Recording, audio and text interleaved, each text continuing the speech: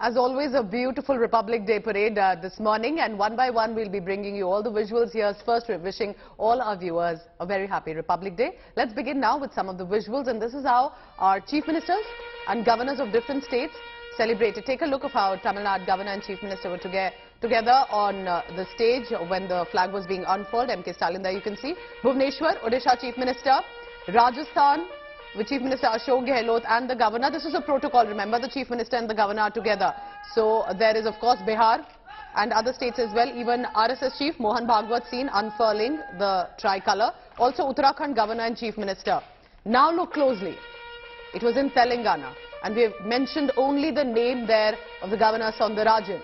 That's because Telangana Chief Minister KCR did not show up. As is the protocol, there had been a controversy over the location, how to have the ceremony.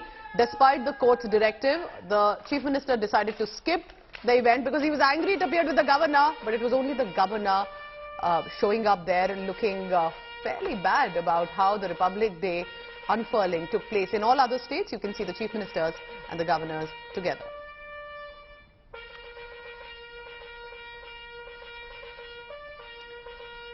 And as always, apart from the tableau and the dance and other colour and fanfare, it is what happens in the air right before the parade concludes. It was a massive show of strength by the Indian Air Force on the occasion of Republic Day with the Kartavya Path. Look closely, 50 aircraft showcasing aerobatics with over 80 types of different formations. Always goosebumps when we watch it, but here's a detailed report and some inside visuals from the choppers too. There was a fabulous mix of aircraft, from attack helicopters to utility helicopters to fighter aircraft to transport aircraft and even a vintage aircraft. The Dakota, was there as part of this entire flypast. You also saw an interesting, addition to the mix this year, the IL-38, which was the only Indian naval aircraft to feature in this year's Air Force flypast. The IL-38 happens to be, a 44-year-old aircraft which will soon be decommissioned and retired from service. So today happens to be the first and last time, that people will see it in the Republic Day flypast. But apart from that, I think the real eye-catcher today, were the Rafale fighter jets. Most viewers will have missed the indigenous Tejas fighter aircraft, which featured a couple of Republic Day flypasts ago, but this year sadly did not make an appearance, probably because of, professional deployment commitments of the aircraft itself.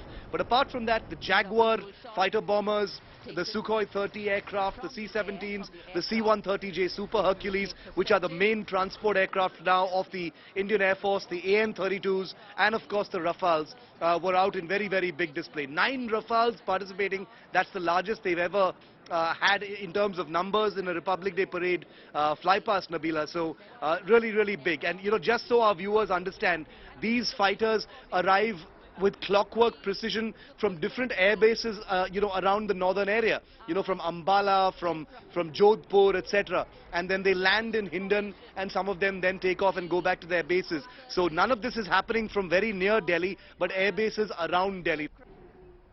And if you missed the parade, it is always, remember, the highlight of the men and women in uniform that many people want to look forward. It is the military strength on display, witnessing a spectacular presentation of discipline with grit as army contingents and other personnel marching on the Kartavya Path. Let's begin one by one about what did it really look like. Attired in specially designed regal uniform, the regal camels of the Border Security Force enthralling the audience at the Republic Day parade. For the first time, women riders of the decorated camel also participated in the parade, showcasing empowerment of Indian women in various fields, including the armed forces.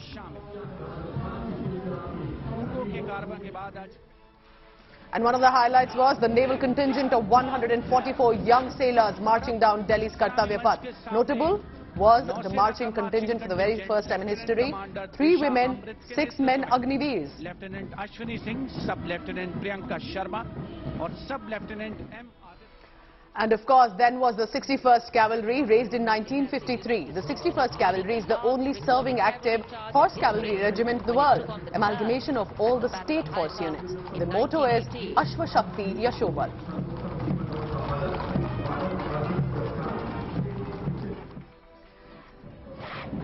This, remember, while our armed forces personnel are marching, President Draupadi Murmu ensuring a salute of an all-women contingent from the Central Reserve Police Force is acknowledged. They are known as the peacekeepers of the nation at the Republic Day Parade. Force has the distinction of raising the first ever women armed police battalion in the world.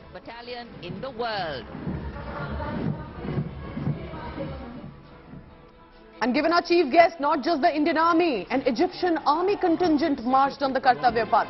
Military parade group of the Egyptian armed forces consisted of 144 soldiers, reflecting the greatness of the Egyptian state and its pride in its ancient history.